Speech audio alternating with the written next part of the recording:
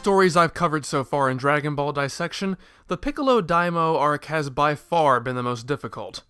When I started this arc, I had absolutely no idea that I would end up doing 7 videos on it. That's almost as much time as I spent on the Red Ribbon Army arc, but this one is significantly shorter.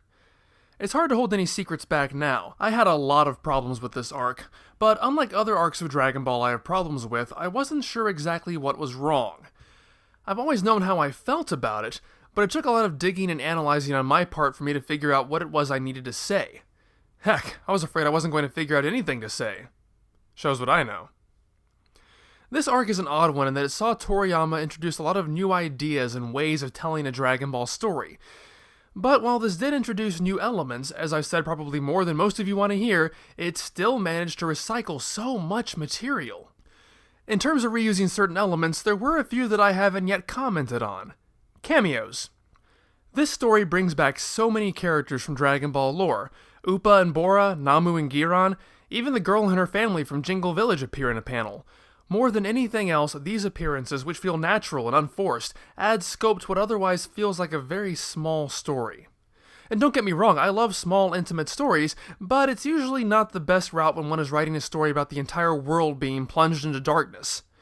Sure, Piccolo takes over the world, sure, we see people watching him on giant televisions, but I never felt any of the scale this story seems to be implying. As I said, he only really takes over one building. That's it.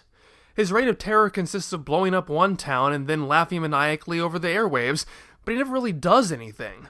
At least when his cronies were picking off the martial artists, it felt like there was a tangible impact on people's lives. The only time this story arc really came into focus for me was when the God elements were introduced.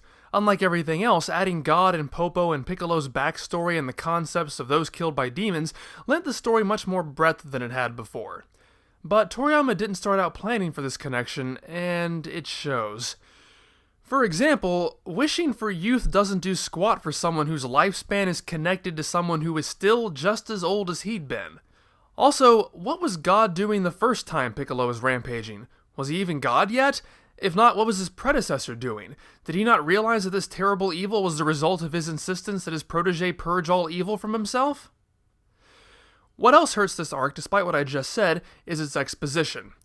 Don't get me wrong, exposition is a necessary part of any story, and many of the plot details are fascinating. Plus, in a series that largely consists of never-ending fighting, I welcome any chance for the characters to just sit down and talk to each other. I get it. There's a lot of information that needs to be conveyed, but simply having the characters go on long info dumps is one of the least creative ways to go about it, and there is just so much of it. Piccolo took over the world until my master Mutaito defeated him. This potion will give you power, but it kills everyone who drinks it. The souls of those killed by demons can't pass on. Piccolo and I were once one single gifted martial artist. It just goes on and on. It's less storytelling and more people talking about stories. Kinda like what I'm doing. In regards to how well this arc uses its characters, well, that largely depends on the ones it actually uses. It continues to just shunt Oolong, Puar, and others like them to the background. It's not even really worth saying anymore, since that's not going to change. Unless you're Bluma, if you can't fight or can no longer keep up in a fight, you are rendered largely useless and irrelevant to the story. And even in her case, she'll often be given little to do, and in fact has already been through a couple of arcs where she's been given almost nothing to do. And I don't know how many times I can drive the point home that I think that Toriyama, generally speaking, is incredibly short-sighted and uncreative in regards to how he uses his characters, opting to continually add new characters as opposed to fleshing out old characters in new ways. He'll develop most characters to a point, or give them one function to complete, and then toss them into a junk drawer to languish. Honestly, it's always reminded me of the first game in the Paper Mario series as opposed to its spiritual predecessor, Super Mario RPG. Don't get me wrong, I love the Paper Mario series, but one thing that immediately sprang to my mind when I first played it was the differences in how each game utilized its playable characters. Super Mario RPG had a relatively small main cast, but they were all interesting, well-developed, and had distinct personalities and goals. On the N64, though, Mario was given a huge cast of varied creatures, all with unique skills, and that was about it. They had next to no personality and no role in the story. They were essentially tools to be used and nothing more. Many of Dragon Ball's characters feel the same way, and it appears that sometimes Toriyama felt it was more exciting to introduce a new character rather than use an existing one that could already fulfill the same function. For example, it occurred to me during working on this arc that the character of Yajirobe exists primarily to serve as a foil to Goku. He would ultimately be helpful but provide countering viewpoints of cowardice and doubt. When Goku decides to do something dangerous, Yajirobe would be the first one to voice objections. But honestly, aside from killing Symbol and climbing the tower, there was nothing that couldn't have been accomplished in regards to his character that wasn't already represented by Oolong. Think about it. They have a lot of the same character traits, and yet all we get from the latter character is picking up a piece of paper, a few moments of expressing concern, and picking up dead bodies off-screen. And it's not as if Yajirobe is that much of an integral character to future storylines that it really needed him to exist. He's more often than not just a messenger or delivery boy. And don't get me wrong, I like Yajirobe. I just feel it important to point out that it's not always necessary to introduce new characters at the expense of neglecting your core cast. But I say all that because I wanted to get the bad out of the way, and aside from the example I gave, that wasn't really a criticism directed towards this arc specifically. Because honestly, aside from the ones it neglects, the characters is the area in which this arc really shines.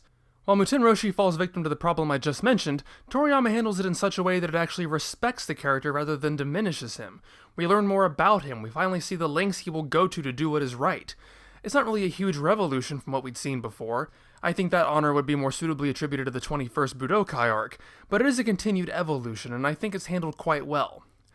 Tenshinhan also gets to define himself more clearly and solidly than he had before, and while it's not nearly as compelling or complete as the Muten Roshis, and while he's not nearly as interesting as he had been in his last arc, I still feel it helps determine what exactly makes this guy tick. It's just a shame it will never really be taken any farther than this. It's quite surprising that, as much as Goku's activities were a retread, his character development was quite fresh. The Red Ribbon Army arc had developed Goku into a largely independent character. His prime motivating factors have always been to do things he finds fun or exciting or just because his moral compass compels him to act. While he was still being taken care of by his more worldly friends, Goku was presented there as someone who could handle any problem, make all the correct decisions, and who would always save the day. This arc, by contrast, has Goku making all the wrong decisions, which is a very interesting turn. He is motivated by negative emotions like anger and pride, which blind him to what he really needs to do. He's angry, he's out of control, and those emotions do little for him. While one of his main motivators is to avenge the Muten Roshi, Goku spends much of the arc ignoring his words. It's only when he learns to calm his rage and humble himself that he can see clearly, both literally and metaphorically, and can then save the day and prepare for his new journey. And the next time we see Goku, he'll be very different indeed. And that's not just character-wise. This is the last appearance of Goku as a kid. This arc marks the last time he actually uses the Nyoibo, the last time he wears his original-style Kame school outfit, and the last time we see him with his tail. In fact, when I was originally doing preparations for this series, this is the hardest division I had to make. Other sources, like Funimation for example, consider the last 4 chapters, everything after the conclusion of the battle, to be the beginning of the next arc. And I can definitely see why. The introduction of God and Popo sets up the plot elements that are about to be used, much more so than having anything to do with the Piccolo that was just defeated. However, this arc opens with the death of Kuririn. It's literally what sets everything in this arc in motion, so it just doesn't seem like it can be said to have reached a resolution until Goku has succeeded in saving his friends. The way I divide it has Kuririn bookending this arc. The first panel is of his dead body, the last panel is him thanking Goku and looking forward to seeing him again. The world is at peace, and everyone is training for the next big thing. There are still new plots being woven in, as Dragon Ball does, but in the meantime, everything's resolved. And Goku's character journey of negative emotions doesn't feel complete until he has both taken the Choshinsui and done away with the arrogance it gave him. And finally, this time skip coming up is one of the most important and visually jarring in the entire series, which makes it feel very much like a new beginning. Part of me even felt that this arc in the 23rd Budokai could be kept as one single arc due to having the same antagonist, the same themes, and largely the same direct storyline, but they ultimately felt like 2 separate conflicts. As for other characters, I know I ragged on the Yamcha subplot a lot for being a retread as well as just being plain ridiculous, but it's actually because it's a retread that I realized what it was about this that worked really well and demonstrated some real growth. Yamcha's still the same, don't worry about the consequences, I'll do what's right guy he was in the Red Ribbon arc, but look at Bluma. Last time Yamcha got into this mood, Bluma did not want to be a part of this at all and only came along under duress. But here? There's no sign she does any of that. She's no longer the self-serving 16-year-old she was at the beginning of the series who would use other people to keep her safe. She knows full well she's being brought along on a hopeless mission on which she can do little to assist, but she's completely willing to do so because of the bond she's developed with Song-kun. That's something I'd never noticed before, and it really impressed me. Also, it's a common fan conception, and it's mentioned at least once in the series itself, that Yamcha and Bluma's relationship is characterized by them constantly fighting. That's a subject for another day. I'm still going to hold off on that for a while. However, in this arc, I feel they're at their absolute best chemistry-wise. This is probably the most time we actually see them spend together, to be honest, but it's clear they're a couple, or at least deeply close. Like most of the character development, it's nothing overt or romantic, but they just have good moments together, such as when they're celebrating over the idea that Goku might save the world, or when Bluma expresses genuine concern that Yamcha could be targeted and killed by Piccolo. Through it all, they're together. So while neither gets much to do, they're still not entirely neglected, and I appreciate that. Speaking of Bluma, though, this story marks the creation of the third Bluma-type Dragon Radar. The original was stolen by the Red Ribbon Army and is never recovered. The second is the duplicate made by Turbo, which is presumably the one Goku takes from Bluma and has with him for the entire story arc.